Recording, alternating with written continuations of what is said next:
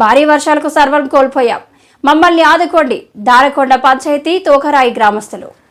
ఈ నెల 8న కురిసిన అతి భారీ వర్షాల కారణంగా సర్వం కోల్పోయి నిరాశ్రయులుగా మిగిలామని అల్లూరు జిల్లా జీకేవీధి మండలం దారకొండ పంచాయతీ తోకరాయి గ్రామస్తులు ఆవేదన వ్యక్తం చేశారు. ఈ నెల 8న కురిసిన అతి భారీ వర్షాల కారణంగా తోకరాయి గ్రామమంతా జలమయమైందని, భారీ వర్షాలకు కొండ చర్యలు విరిగిపడి పంట పొలాలు మొత్తం నాశనమైందని గ్రామస్తులు తెలిపారు. వ్యవసాయం చేసుకునేందుకు కూడా వీలు పడకుండా పోయిందని అన్నారు. గ్రామంలోని గృహాలు, దాచిపెట్టుకున్న ధాన్యం మొత్తం తడిసి ముద్దయిందని, సర్వం కోల్పోయి నిరాశ్రయులుగా మిగిలామని గ్రామస్తులు తెలిపారు. భారీ వర్షాలు పడుతున్న సమయంలో తమ గ్రామంలో కరెంటు, సెల్ సిగ్నల్స్ లేకపోవడంతో తెలియజేయలేకపోయామని, గ్రామానికి ఇంత నష్టం వాటిల్లినప్పటికీ అధికారులు కానీ ప్రజాప్రతినిధులు కానీ తమ గ్రామానికి సందర్శించకపోవడం చాలా బాధాకరమని వారు వాపోయారు.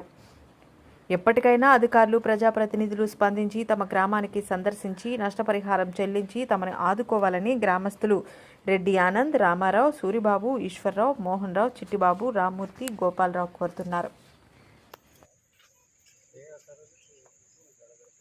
నా పేరు కుర్రరాంబాబు, తోకరాయి గ్రామం, దారకొండ పంచాయతీ, జీకేవీధి మండలం, అల్లుసత్రామరాజు జిల్లా.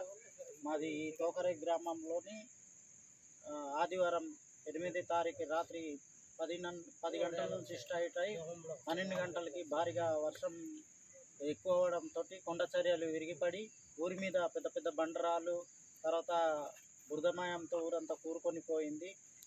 ఊరిలో ఉన్నటువంటి జనాలందరూ కూడా బిక్కున ప్రాణాల అరచేతిలో పట్టుకొని ఎటు పారాలో ఏం చేయాలో తెలియదు. అటువైపు సోడ్రాయి వైపు వెళ్దామంటే అటువైపు 2 కాలువలు, చిన్న చిన్న కాలువలు, అటువైపు నుంచి బురద ఎక్కువ వరద రావడంతో అక్కడ చెట్లు, రాళ్ళు ఎక్కువ కూరేయడంతో ఆ బ్రిడ్జి అంతా కూడా బాగా డ్యామేజ్ అయింది. దాంతో అటు కూడా వెళ్ళలేకపోయారు. మరి ఇటు కిందకి వెళ్దామంటే ఒక ఊరి పక్కన ఒక 1/2 కిలోమీటర్ డిస్టెన్స్లోనే ఈ పెద్ద కాలువ ఊరి దగ్గరికి రావడం జరిగింది. దానివల్ల ఎటువైపు వెళ్ళాలో ఏం చేయాలో దిక్కు తోసని పరిస్థితిలో ఊరి వాళ్ళందరూ కూడా ప్రాణం అరచేతిలో పట్టుకొని బిక్కున ఉండి తెల్లవారేసరికి ఎవరికైనా మీడియా వాళ్ళకి కానీ ప్రభుత్వానికి కానీ తెలియపరుస్తామంటే మాకు కమ్యూనికేషన్ లోపం వలన ఏం చేయలేకపోయాము. దీనికి ఉద్దేశించి గ్రామంలో కూడా చాలా డ్యామేజ్ అయిపోయింది. అన్నీ కూడా చాలా మట్టి ఇల్లులు, మధుర ఇల్లులు ఉన్నాయి మా ఊరిలోని. ఎవరిది కూడా మంచి ఇల్లు లేవు.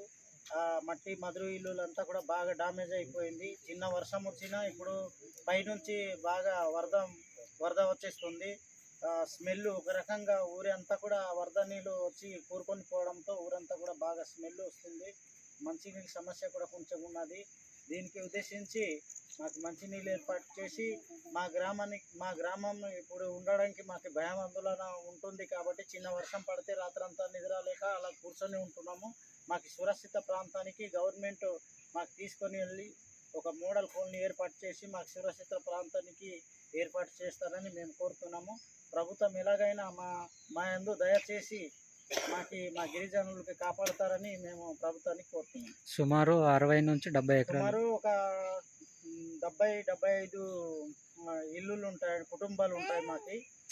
మరి ఆ కుటుంబాలకి మరి సురక్షిత ప్రాంతంకి ఏదో రకంగా మనకి హౌసింగ్ మోడల్ కాలనీ కానీ లేకపోతే ప్రభుత్వం ఏ రకంగా మనకి సహాయ సహకారాలు ఇస్తారో మనకి సురక్షిత ప్రాంతానికి ఏర్పాటు చేయాలని మేము ప్రభుత్వాన్ని కోరుతున్నాం. సుమారు 60 నుంచి 70 ఎకరాలు పంట భూమి, పంట వ్యవసాయం, వరి, తర్వాత పసుపు, రాగి, ఇవంతా కూడా 70-75 ఎకరాలు కూడా బాగా కొట్టుకొని పోయింది. మరి రానున్న రోజుల్లో ఈ పంట పొలాలు దేనికి కూడా పనికి రావు. ఇది తయారు చేయాలంటే చాలా కష్టంతో కూడుకున్నటువంటిది. దీనికి ఉపాధి పనిలోనే ఎక్కువ శాతం మనకి మాస్టర్ రోల్ పెట్టి పని దినాలు పెంచి మాకు పని కల్పించాలి. మనకి బతకడం కోసం ఎటువంటి బతుకుతేరు మాకు కనిపించటం లేదు. ఉపాధి పనిలోనే ఎక్కువ శాతం మాకు పని దినాలు కల్పించేస్తే మేము ఏదో రకంగా ఆ పని చేస్తూ మా పంట పొలాన్ని భూమి లెవెల్ చేసుకొని మేము బతుకుతాము. దీనికి ప్రభుత్వము, కలెక్టర్ గారు ప్రభుత్వం స్పందించేసి వెంటనే మాకు ఈ ఉపాధి పనిలోకి కూడా పని దినాలు ఎక్కువగా ఇచ్చేయాలి. మరి పంట ఇప్పుడు నష్టపోయాం కాబట్టి ఇప్పుడు కనీసం తినడానికి కూడా ఎవరింటికి పెద్ద గింజలు లేవు. ఉన్నటువంటి ధాన్యం కానీ సోడ్లు కానీ సామాన్లు కానీ మొత్తం తడిసిపోయి ముద్దయిపోయి డ్యామేజ్ అయిపోయింది. ఎవరింటికి కూడా లేదు. మొన్న డిపో రైస్ తీసుకొని వస్తే అది కొద్ది కాలమే పోతుంది, నెల అంతా అందదు. డిపో రైస్ కూడా చాలా ఇబ్బందిలో ఉన్నాం, తినడానికి తిండి కూడా చాలా ఇబ్బందిగా ఉన్నాం. కాబట్టి ప్రభుత్వం మాకు ఆదుకొని ఏదో రకంగా మాకు ఆదుకోవాలని మేము కోరుతున్నాం. జీకే వీధి మండలం దారకొండ పంచాయతీ తోకరాయి గ్రామ కాపురస్తులండి మేము. నా పేరు రెడ్డి ఆనంద్. మా యొక్క గ్రామానికి 8వ తారీఖు ఆదివారం నాడు కురిసినటువంటి భారీ వర్షానికి మా యొక్క గ్రామం మొత్తము జలమయమైంది. మా యొక్క పంట పొలాలు పూర్తిగా దెబ్బతిన్నదండి. ఈ పంట పొలాలు ఎటువంటి వ్యవసాయాన్ని కూడా పని చేయవు. ఇటు చూసినట్లయితే ఈ భారీ భారీ రాళ్ళిలాగా వచ్చాయి. ఇంకా అలా కిందన చూసినట్లయితే భారీ చెట్లు కూడా వచ్చాయండి పొలం మీదకి. వ్యవసాయం చేయడానికి కూడా ఎటువంటి పనికి రాకుండా పోయింది.